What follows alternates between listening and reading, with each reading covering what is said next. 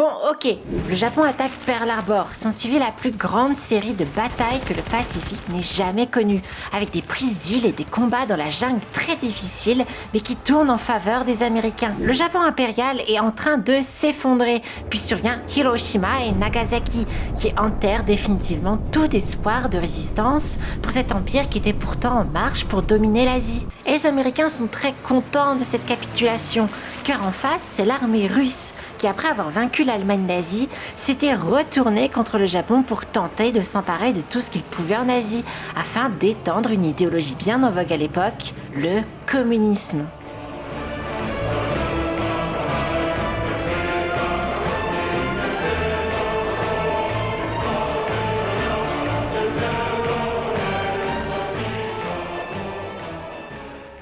Je sais pas vous, mais pour moi, le Japon a toujours été un pays où le communisme, voire même le socialisme, n'avait pas forcément sa place aux côtés des traditions impériales japonaises, qui sont alors les plus vieilles du monde. Et cette absence du socialisme est encore là aujourd'hui, avec une diète japonaise et une liste de premiers ministres surdominée par le Parti libéral-démocrate. En près de 140 ans, il n'y a eu que 2 premiers ministres socialistes au Japon. Donc, s'il y a bien un pays qui n'allait pas devenir communisme de près ou de loin, c'est bien le Japon. Vous le pensez aussi? Ok, alors il faut vraiment que l'on parle de l'histoire du communisme au Japon.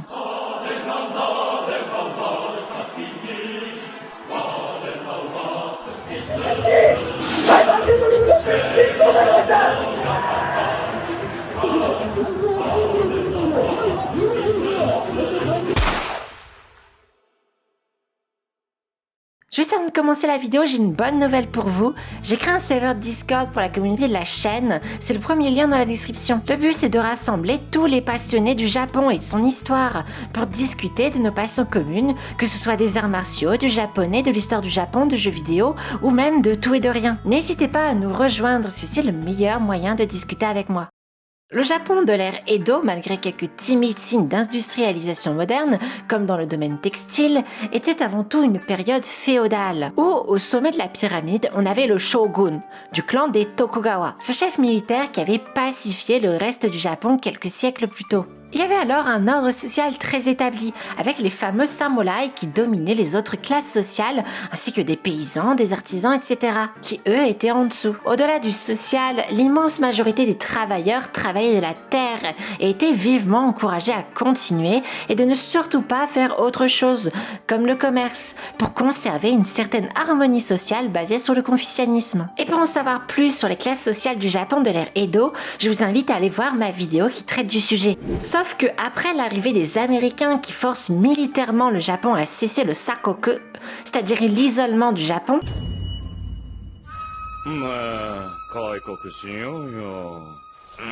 le shogunat est frappé par une série de crises majeures entre effondrement de l'économie, crise sociale, politique, militaire, sanitaire et même des catastrophes naturelles, emmenant à une révolte massive des clans du Sud, bien déterminés à remplacer un shogun incapable de régler la situation pour un ampleur jugée bien plus apte. C'est ce qu'on appelle le Bakumatsu. La fin du shogunat, la fin de l'ère féodale, la naissance de l'un des plus grands empires du monde, l'empire japonais et le début de l'ère Meiji.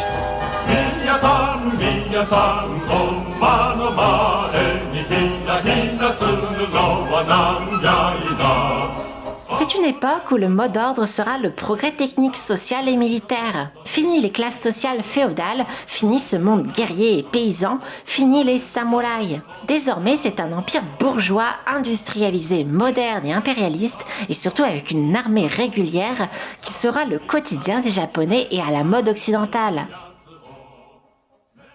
Au début, j'avoue, je croyais naïvement que le communisme était arrivé au Japon par le biais de l'URSS, après la révolution russe et la prise de pouvoir par Lénine puis Staline. Mais en fait, bien avant ça, le Japon de l'ère Meiji, avec son exode rural et la soudaine surabondance des usines, a rapidement su créer une classe ouvrière. ce qui a donné le terreau parfait pour que des idées communistes puissent émerger d'elles-mêmes au Japon, la naissance d'un communisme purement japonais. C'est pour cela que commencent à naître spontanément au Japon les premières idées socialistes à tendance communiste. C'est par exemple la naissance du parti du Shakai Minshuto, le 18 mai 1901, une sorte de proto-parti communiste japonais qui était pourtant bien loin des idées du communisme comme on l'entend aujourd'hui. Malgré une volonté de nationalisation des transports et des moyens de production, c'était un parti aux grosses influences chrétiennes et confucéennes. Et paradoxalement d'ailleurs, ce premier parti socialiste était très traditionnaliste. Il prétendait que l'industrialisation et les nouvelles méthodes modernes de l'ère Meiji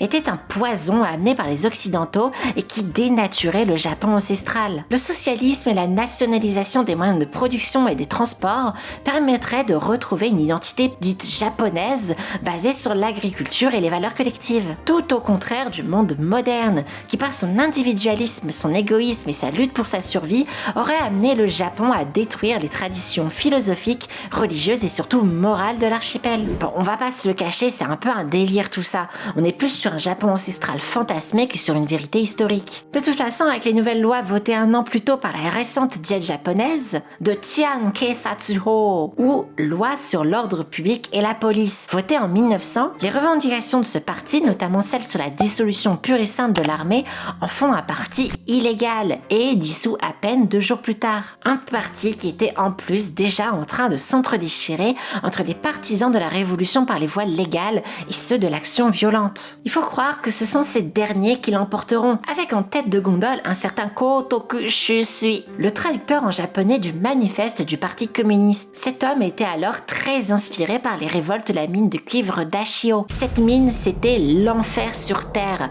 Les conditions étaient absolument inhumaines, les accidents nombreux, la main-d'œuvre totalement exploitée pour un salaire de misère, où le propriétaire avait un droit sur tout sur ses ouvriers, et malgré la création d'un syndicat minier qui tenta de trouver un arrangement, c'est une véritable révolte minière qui s'est déclenchée dans la mine. Les postes de surveillance sont attaqués, les lignes téléphoniques sont coupées, le directeur est tabassé et des bâtiments sont même sautés à la dynamite. Une révolte qui s'étendra bientôt dans d'autres mines du secteur, dans un chaos absolument indescriptible. L'armée est envoyée sur place et les mineurs qui ont trouvé des armes entre-temps ripostent dans une bataille affreuse qui durera pendant plusieurs jours et faisant plusieurs morts. On est donc en 1907 et le Japon connaît sa première révolution sociale et syndicaliste à l'échelle de plusieurs mines. C'est une véritable radicalisation des mouvements de gauche qui s'opère alors, suivie évidemment par une sévérité accrue des autorités qui finissent par arrêter quelques-uns des meneurs anarchistes, socialistes et même communistes. Notamment quand ceux-ci brandissent des drapeaux rouges en chantant des chants de révolte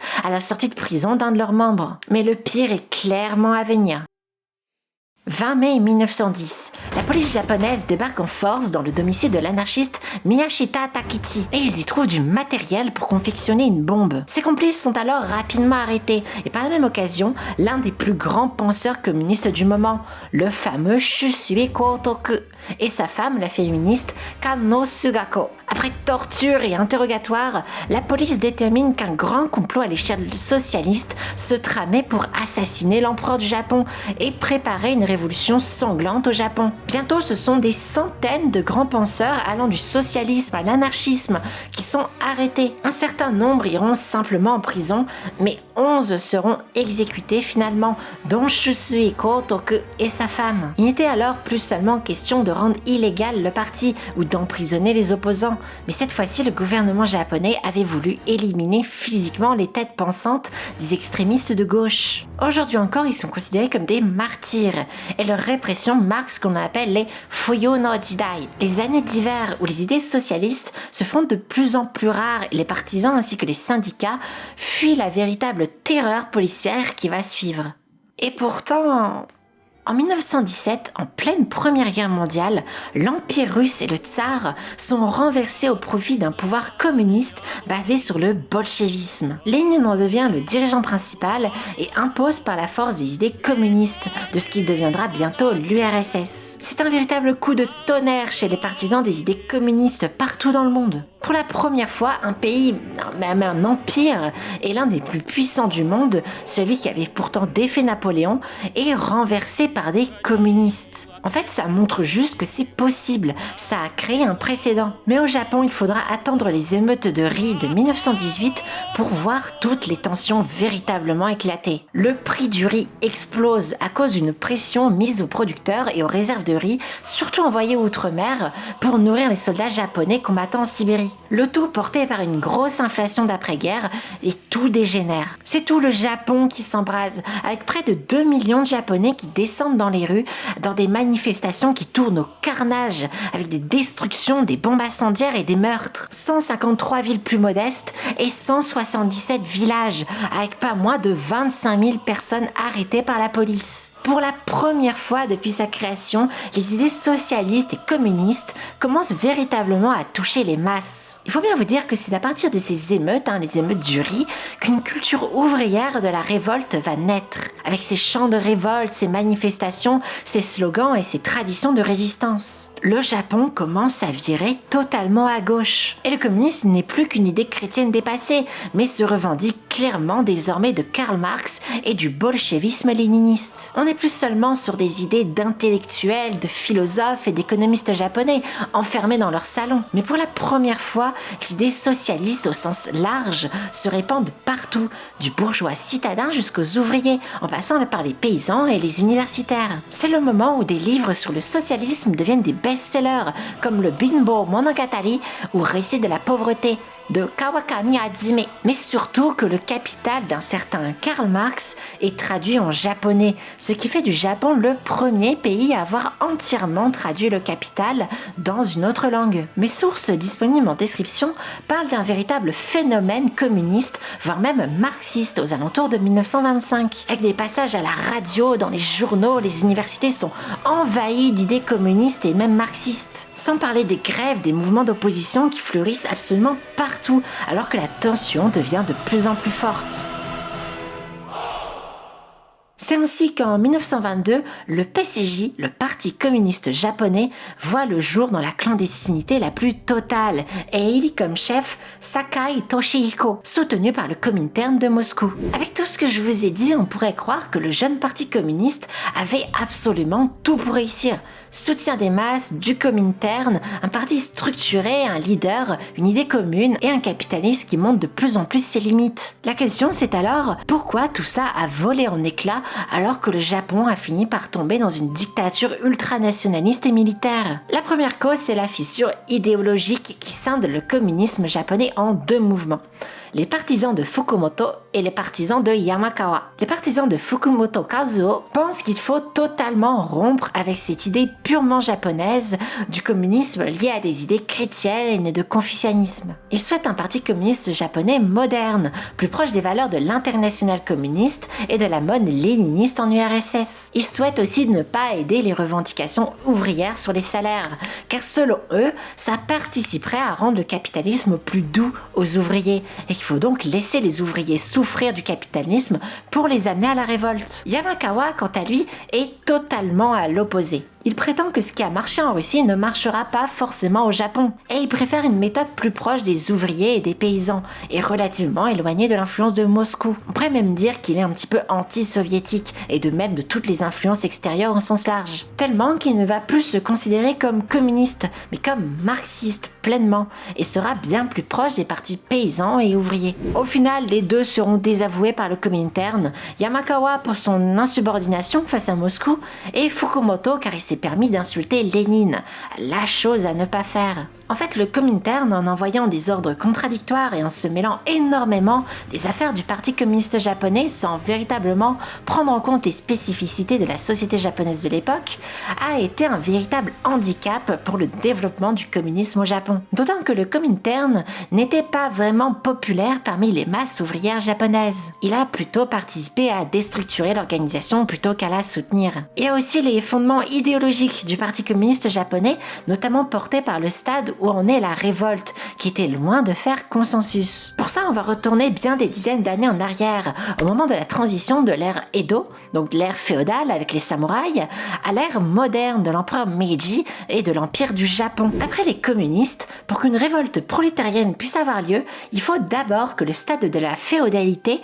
celle des castes et des nobles, soit aboli par une révolution bourgeoise. C'est-à-dire une révolution portée par des gens qui en ont les moyens et qui sont en dehors des hautes strates de cette pyramide sociale et qui vont soulever les foules pour abolir le système féodal au profit d'un système bourgeois. C'est typiquement le cas par exemple dans la Révolution française. Cette révolution bourgeoise permettrait alors l'émergence d'une classe laborieuse via la naissance du capitalisme. Une classe d'ouvriers et de paysans qui pourront être amenés à faire la révolte finale, la révolte du prolétariat pour amener au communisme. De telle façon à ce que l'évolution supposée d'une société soit toujours ère féodale, puis ère bourgeoise et enfin une ère communiste. Les penseurs de l'école Rono, qui sont principalement des professeurs, des universitaires et des historiens, comme notre Yamakawa, pense que cette révolution bourgeoise a bel et bien eu lieu au moment de la transition de l'ère Edo féodale à l'ère Meiji moderne, et donc que la prochaine étape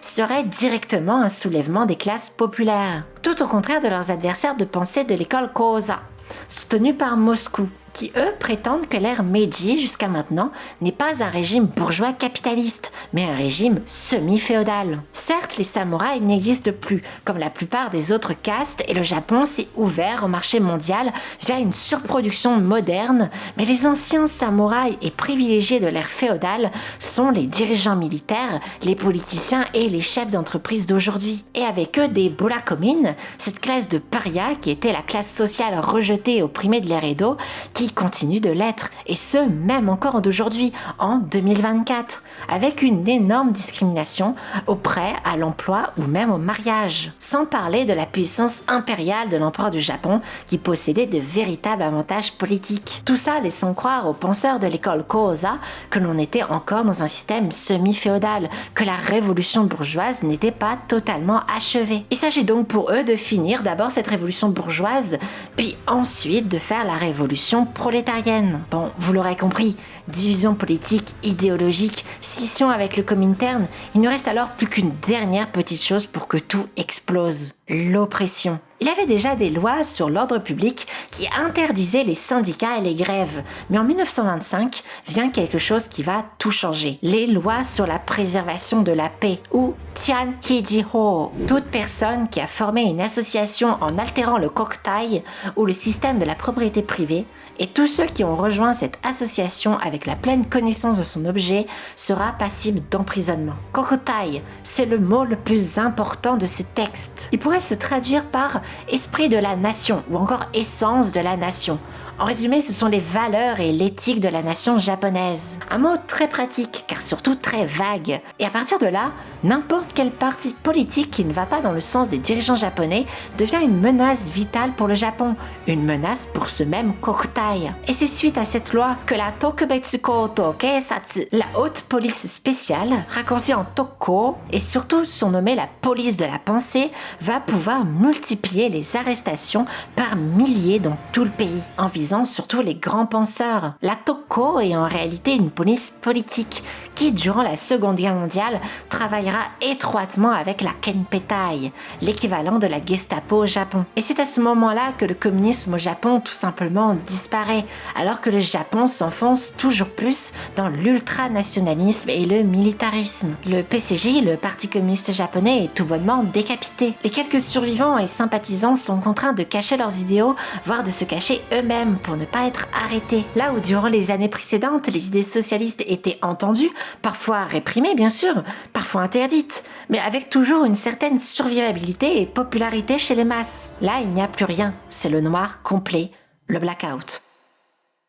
Cependant, et ça m'a énormément étonné, aucune exécution de dirigeants communistes n'est à déplorer durant la Seconde Guerre mondiale. La plupart se sont soit auto-exilés en URSS ou ont été emprisonnés, dans des conditions abominables certes, dont certains mourront de maladies en prison, mais aucune exécution officielle ne sont à déplorer, et s'il y a eu des décès de communisme de la part de gardes, c'était plutôt de l'excès de zèle qu'une consigne officielle.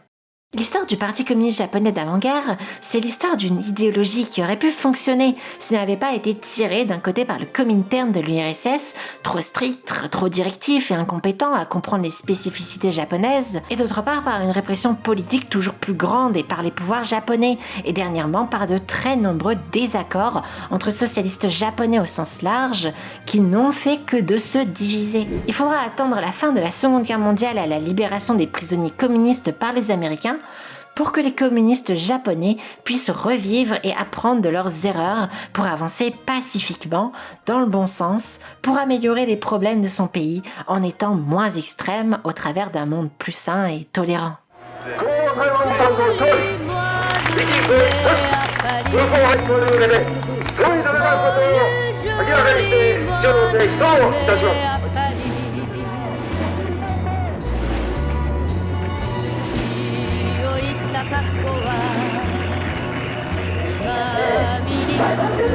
Mami,